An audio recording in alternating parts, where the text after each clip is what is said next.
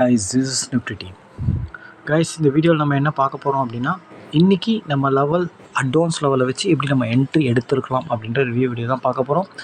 வீடியோக்குள்ளே போகிறதுக்கு முன்னாடி இந்த வீடியோவை யூடியூப்பில் யாருன்னா இப்போ தான் புதுசாக பார்க்குறீங்கன்னா கண்டிப்பாக அவங்க யூடியூப் சேனல் கீழே இருக்கிற டெலிகிராம் சேனலில் ஜாயின் பண்ணிக்கிங்க. அப்போ தான் நம்ம போடுற செல்லர்ஸோட பிரேக்கிங் லெவல் உங்களுக்கு ஃப்ரீயாகவே கிடைக்கும்.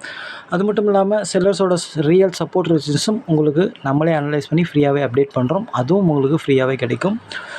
இதெல்லாம் உங்கள் ஆப்ஷன் ட்ரேடிங்க்கு ரொம்பவே ஹெல்ப்ஃபுல்லாக இருக்கும். அது மட்டும் இல்லாமல் இந்த ஆப்ஷன் டேபிளை எப்படி போய் அனலைஸ் பண்ணி பார்க்குறது, அதை வச்சு இன்ட்ராடே எப்படி எடுக்கிறது, இன்ட்ராடேயில் ட்ரேட் எப்படி எடுக்கிறதுன்ற அப்டேட் வீடியோ கூட நம்ம சேனலில் இருக்குது. அது எல்லாமே உங்களுக்கு ரொம்ப ரொம்ப ஹெல்ப்ஃபுல்லாக இருக்கும். ஓகே காய்ஸ், இன்றைக்கி மார்க்கெட்டில் நம்ம எப்படி என்ட்ரி எடுத்துக்கலாம்னு பார்க்கலாம். காய்ஸ், இன்றைக்கி மார்க்கெட் ஆக்சுவலாக வந்து பார்த்திங்கன்னா 21,840 பக்கமாக ஓப்பன் ஆச்சு.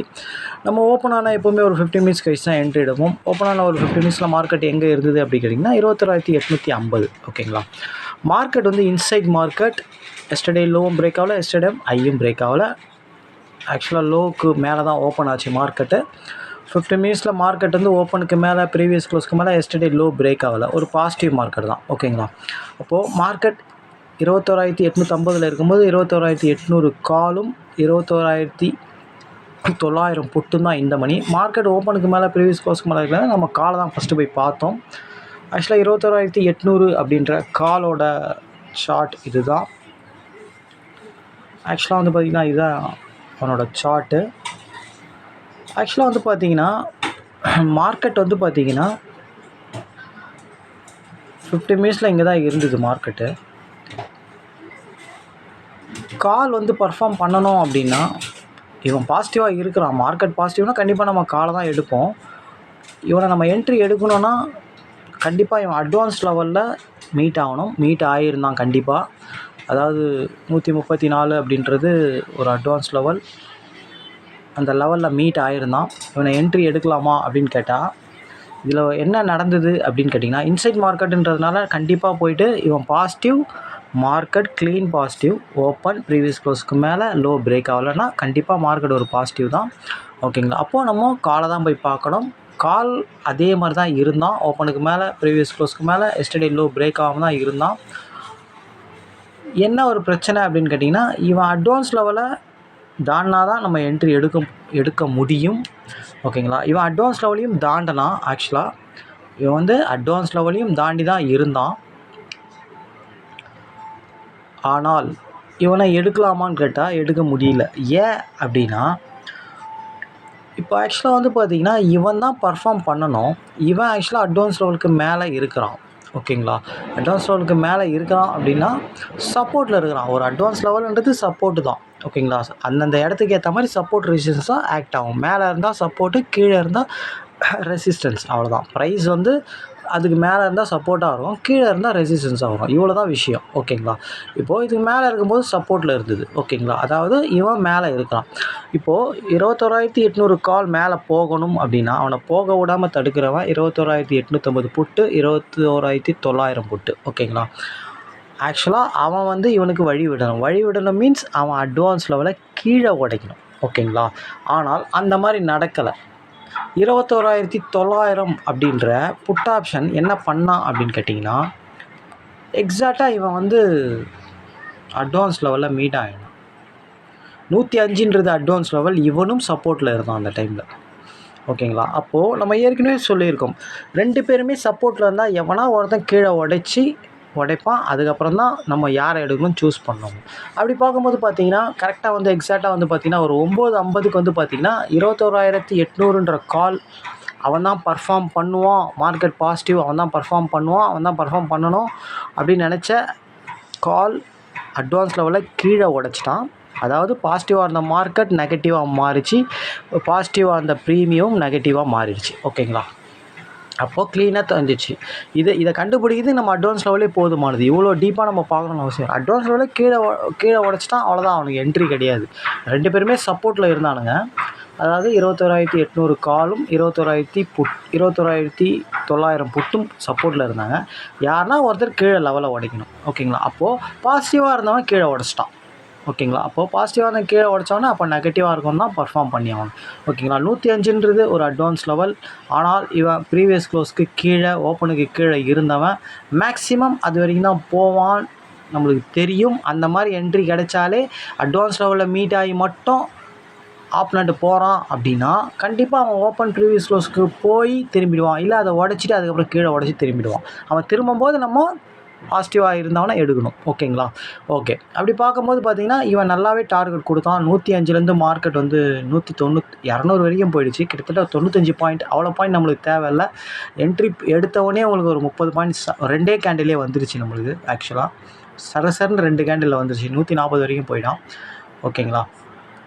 அப்போது நம்ம என்ன பண்ணணும் அப்படின்னா ஒரு என்ட்ரி முடிஞ்சிருச்சு நம்மளுக்கு, அவ்வளோதான்.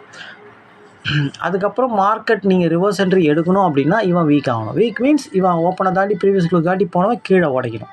இவன் பாருங்கள் கரெக்டாக அதே மாதிரி போனவன் கீழே உடைச்சிட்டான். ஓகேங்களா. கீழே தெளிவாக உடச்சி புல் பேக் ஆகிறான். இந்த இடத்துல தான் நம்ம போயிட்டு 21,850 காலை எடுத்தோம். ஓகேங்களா. ஒரு ரிவர்ஸ் என்ட்ரி எடுக்கணும் அப்படின்னா பர்ஃபார்ம் பண்ணுறவன் அவன் லெவலை கீழே உடைக்கணும். அதுதான் காலையில் புட்டு தான் பர்ஃபார்ம் பண்ணான். அவன் கரெக்டாக லெவல் மேலே உடச்சி போனவன் கீழே உடச்சிட்டான். அதாவது அவன் ஓப்பன் ப்ரீவியஸ் க்ளோஸை கீழே உடச்சிட்டான். இது ஃபஸ்ட்டு ரூலு. செகண்ட் வந்து மார்க்கெட் எக்ஸாக்டாக சப்போர்ட் வரணும். இன்றைக்கி நம்ம தெளிவாகவே கொடுத்துருந்தோம் 705 அப்படின்றது மார்க்கெட்டோட சப்போர்ட் அப்படின்ட்டு.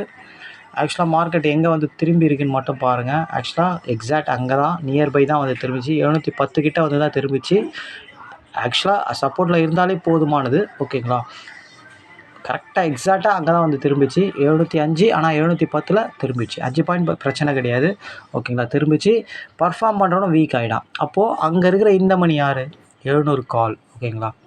700 கால். ஆனால் 700 கால் வந்து அந்த இடத்துல சப்போர்ட் ஆகி திருப்பி அவங்க சஸ்டெயின் ஆகி அதாவது பர்ஃபார்ம் பண்ணுற போட்டு அவன் லெவலை கீழே உடச்சி புல் பேக் ஆனவனை தான் நம்ம எடுக்க முடியும். ஓகேங்களா.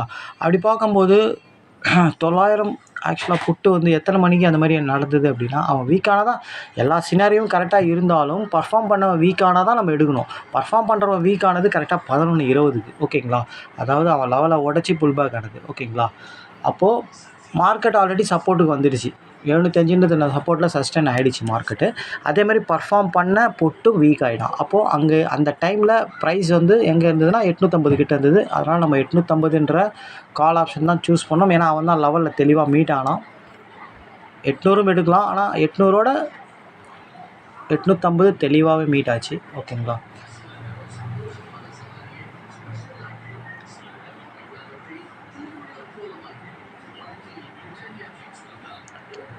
ஆக்சுவலாக இதுதான் நம்மளுக்கு என்ட்ரி பாயிண்ட்டு. இங்கே தான் மீட் ஆச்சு நம்மளுக்கு. ஆக்சுவலாக இவன் பாருங்கள் அவன் வந்து வீக் ஆகி மார்க்கெட் சப்போர்ட் ஆனவனே அப்போ அங்கே இருக்கிற இந்த மணி 850 தெளிவாக எடுத்தோம். நம்ம எவ்வளோ தூரம் போயிருக்கான் பாருங்கள். 65 நம்ம என்ட்ரியில் 70 கூட எடுத்துருக்கலாம். 70 எடுத்தால் அவங்களுக்கு 130 அப்படியே டபுள். ஓகேங்களா. ஒரு சிம்பிளான என்ட்ரி தான். ஓகேங்களா. அழகாக எப்போவுமே ரிவர்ஸ் என்ட்ரி பவராக இருக்கும். ஓகேங்களா. நம்ம சினாரியோ கரெக்டாக செட் ஆகிடுச்சு அப்படின்னா எடுத்துக்கலாம். அதாவது பர்ஃபார்ம் பண்ணுறோம் கன்ஃபார்மாக வீக் ஆகணும். ஒன்று அட்வான்ஸ் லெவலில் கீழே உடைக்கணும், இல்லை ஓப்பனை கீழே உடைக்கணும், இல்லை ப்ரீவியஸ் க்ளோஸை கீழே உடைக்கணும், இல்லை எஸ்டர்டே ஆகிக்கிட்ட போகலாம் அவன் ஆக்சுவலாக. இருந்தாலும் ஏதாச்சும் ஒரு லெவலில் கீழே உடச்சா அவன் வீக் ஆகிறான்னு அர்த்தம். அது ஒரு நம்மளுக்கு ஒரு க்ளூ அது. ஓகேங்களா. அதேமாதிரி மார்க்கெட் சப்போர்ட்டில் இருக்கணும் கண்டிப்பாக.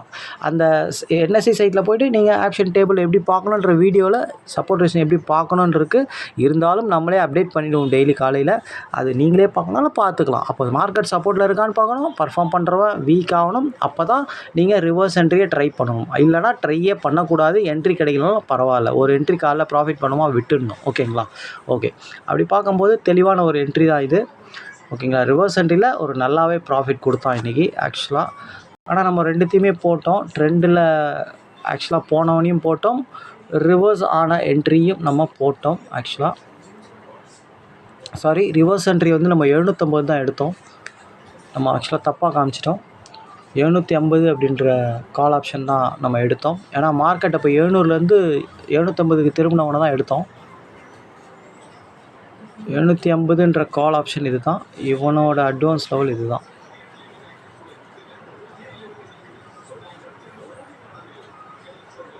இதுதான் இவனோட அட்வான்ஸ் லெவல்.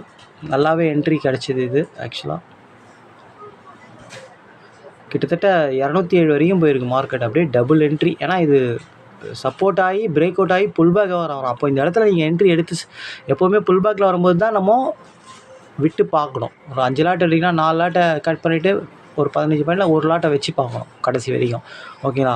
அதாவது புல் பேக்கில் போகும்போது தான் பண்ணி பார்க்கணும். இப்போ இந்த இடத்துல நீங்கள் என்ட்ரி எடுத்துருந்தீங்கன்னா 100ல் என்ட்ரி எடுத்து விட்டு ஒரு 5 லாட் அடிக்கிறீங்க, ஒரு 3 லாட்டை கட் பண்ணிட்டீங்க, 2 லாட்டை ஹோல்டு பண்ணியிருந்தீங்க அப்படின்னா மார்க்கெட் பாருங்கள், இந்த இடம்லாம் வரவே இல்லை. ரெண்டாவது இவ்வளோ தூரம் போயிருக்கோம். டபுள் அப்படியே 2 லாட்டுக்கு 10,000 ஈஸியாக கிடச்சிருக்கும். ஜஸ்ட் ஒரு 15 பாயிண்ட் ஸ்டாப் லாஸ் தான். 100னா 85 தான், வந்த லோ தான் ஸ்டாப் லாஸ்.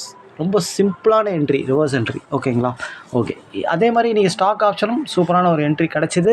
ஸ்டாக் ஆப்ஷனும் நம்ம இன்றைக்கி எடுத்தோம். அதுவும் நம்ம போஸ்ட் போட்டிருந்தோம். ஆக்சுவலாக வந்து ஸ்டாக் ஆப்ஷன் எப்போவுமே ஒரு 5 நிமிஷத்தில் முடியக்கூடிய ஒரு ட்ரேடு.